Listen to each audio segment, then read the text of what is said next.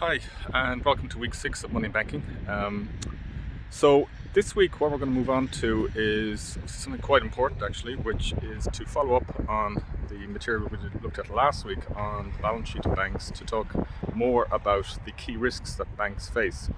So I'd just like to remind you as well, before I continue, that the 2 readings are due this coming Friday. So I trust that everybody can get on with those. They are relating to the chapter on balance sheet of banks, and then secondly on regulation.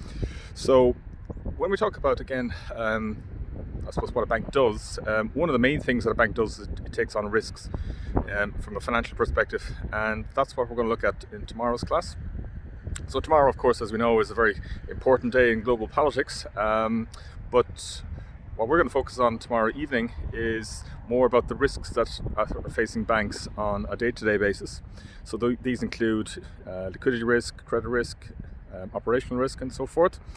And I guess one of the main risks, of course, that banks are facing right now is to their business model, and that really is, I suppose, what I suppose the second essay is all about, which is the so-called Netflix moment for banks, and are we facing that or not? And if you think about it, what are the key risks that banks are facing to the business model? Well, it's the fact that if you're on your mobile phone, you can transact with your Revolut, you can transact on Apple Pay, Google Pay, etc. So these fintechs, or indeed big tech companies that can process payments or that can basically operate as what we call neobanks, these are obviously a fundamental threat to the banking sector. If you think about it as well, I'm sure many of you at the moment obviously are going on walks to pass the time, like myself, and when you're doing so, I'm sure many of you are streaming music. So in many respects, what we're talking about as well here is the idea of whether or not we're going to seek almost like a Spotify moment for banks as well, in the sense that as bricks and mortar banking is changing, are we going to basically transition completely to mobile banking? And if so, who will be the winners and losers in that scenario? The other thing I just wanted to mention about tomorrow, by the way, I'm going to send on a link to you later on, is there's a presentation on the CFA from CFA London. They're going to talk about what the CFA program is about. That's going to happen at 12 o'clock on Tuesday. So with that, I think I'll bid you farewell.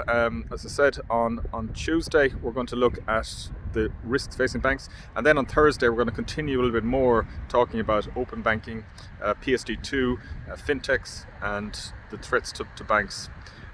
If we get a chance, we might start on the regulatory issue as well, because in some ways, actually, what's interesting about all this as well is that it's partly a regulatory story, because banks have a lot of regulations attached to them in terms of what they can and cannot do, whereas a lot of these fintechs, particularly startup fintechs, effectively have no such barriers to entry. Technology companies, on the other hand, face different levels of regulations in their sectors, and possibly, of course, things like antitrust and monopoly issues arise as well. So that's basically the agenda for this week. So as I said, we'll talk to you tomorrow about the risks that banks face. Thank you.